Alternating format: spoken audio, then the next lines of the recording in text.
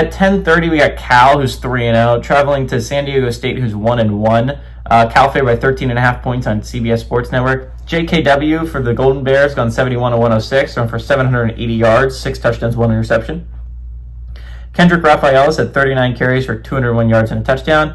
And Tron Grizzle has had 11 catches for 175 yards and a touchdown.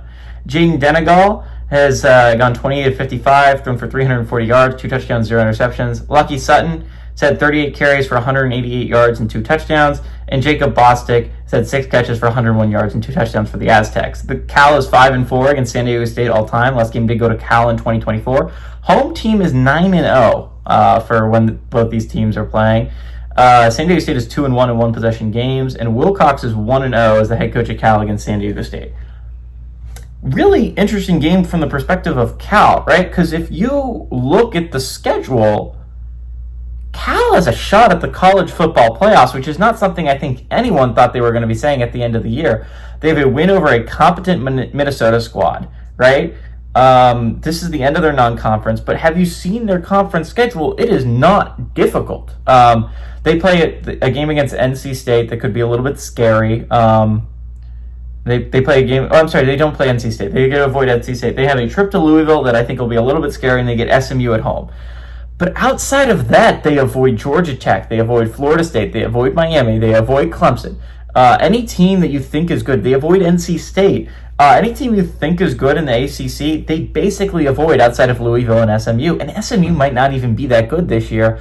They had a tough fight with Missouri State last week, right? So Cal is in a position where I think it's very, at least possible, if not realistic, they go 11-1, right? Like it's not crazy to think. This is a Golden Bears team that has an explosive offense. JKW has played amazing as a true freshman quarterback. Cal is kind of a sleeper. They are a dark horse that, man, if they can win in these next couple weeks, which I think is very doable, they have Virginia Tech coming up, they could easily be 7-0, 8-0. It's not even like crazy to think about that far ahead and say that Cal should be undefeated. They beat the hardest team on their schedule really until Louisville and Minnesota.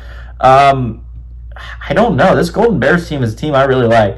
All that being said, San Diego State, again, a win here would do massive things for the Aztecs. A one-loss Mountain West team would still be in that conversation to get that college football playoff bid for the group of 5. Now, again, you need a Power 4 win, and this is your opportunity at home if you're San Diego State. But I think this is a Cal team that is a sleeper dark horse to go very far in these college football to go very far in this college football season. Man, it would be fun to see the Golden Bears go to the playoffs, man. I don't know why I think that'd be really fun, but I do think that'd be really fun. I think the ACC has a lot of sleeper contenders. I think Miami and Florida State is the teams everyone talks about. But I think there's a very real scenario where Georgia Tech is in a good situation at the end of the year. I think there's a very real situation that Cal is in a good spot at the end of the year. So I think it's going to be really interesting to watch moving forward. I think the Golden Bears are kind of like a sleeper team that not a lot of people are paying attention to, and I think is scary good. All that being said, I think the Golden Bears are an explosive offense. I think they have a solid defense. I think all of these things lead them to beating San Diego State on the road and getting the first road win in this series.